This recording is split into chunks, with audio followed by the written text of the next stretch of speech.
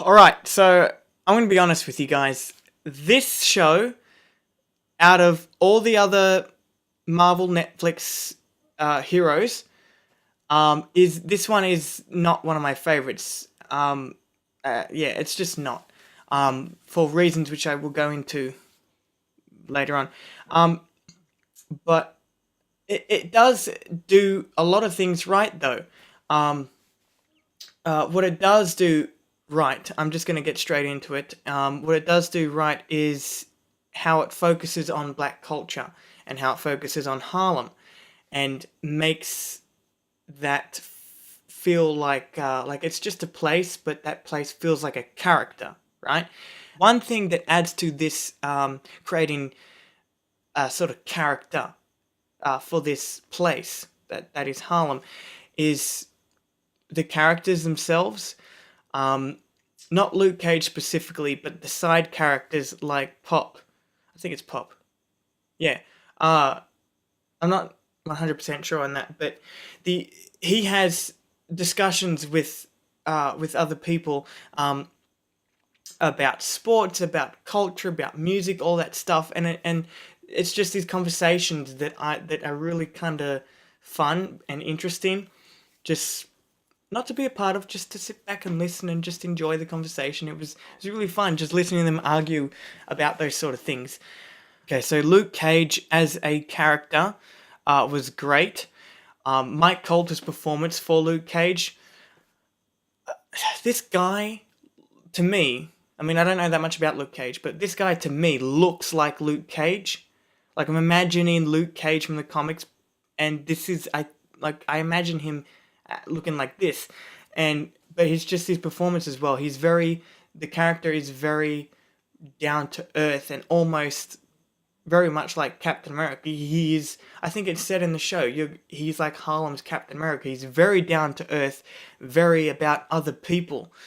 Um, okay, so one thing that everyone says is a good thing about this show, Luke Cage's first show, is the villain.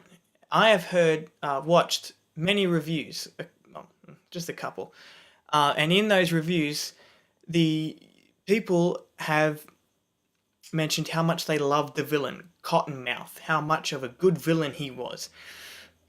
I don't see how he could be a good villain. Why? Because he doesn't challenge the protagonist being Luke Cage.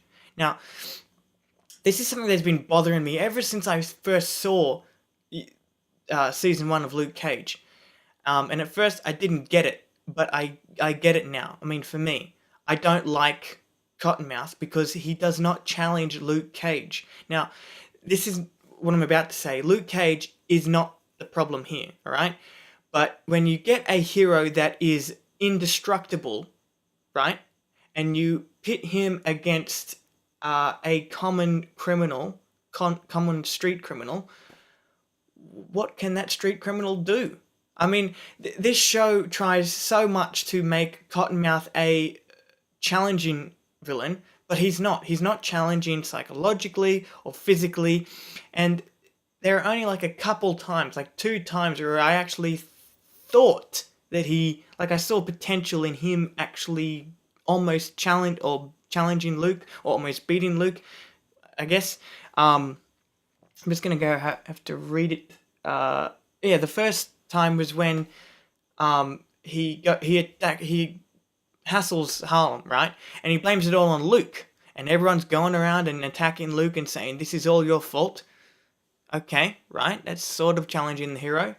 And another time where I saw potential is when Cottonmouth blackmails Luke by saying that he will expose Luke Cage's true identity.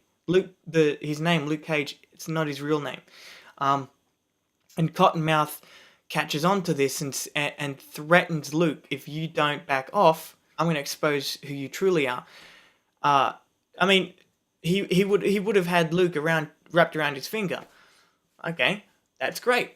But that's the only thing Cottonmouth had to offer. And in that same episode where Cottonmouth blackmails Luke, Cottonmouth dies at the hands of his cousin Mariah. Now, this is where I go on to uh,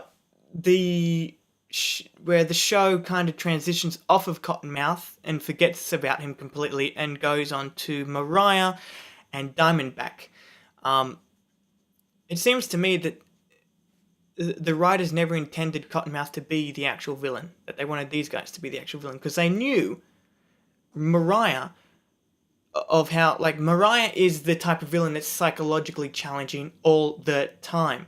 Diamondback is the type of villain that is physically challenging all the time, right? What Mariah does is she actually is smarter than Luke Cage. She is constantly outsmarting them, outthinking them, getting ahead of them. And whenever she doesn't get her way, or whenever it seems like she's not getting her way, she has a big hissy fit and acts like a child.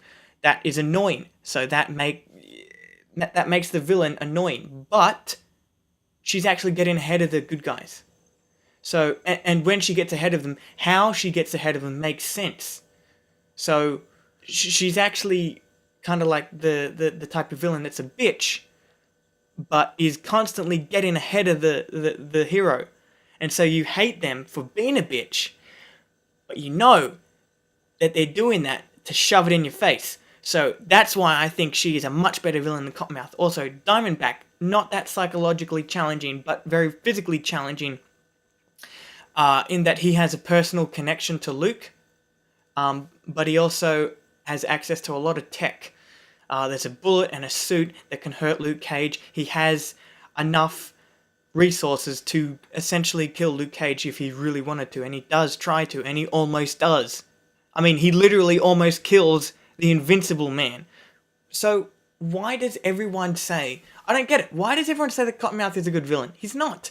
He doesn't challenge the Luke Cage at all. I don't know. I really don't know. I don't know why people say that. But that is pretty much all I have to say about Luke Cage. It's a great show, okay? Just not really... It didn't get me. It didn't surprise me. It just... for some reason, for those reasons, was very underwhelming for me. So I'm hoping that Luke Cage Season 2 will be a little bit more, I don't know, energetic. Because one thing that this show does is it's kind of laid back. There's a lot of, laid back time where they're just sitting around talking.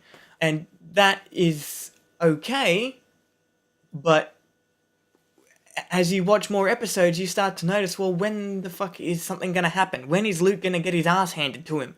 Yeah, so I just hope that Luke Cage Season 2 will not be as slow and boring.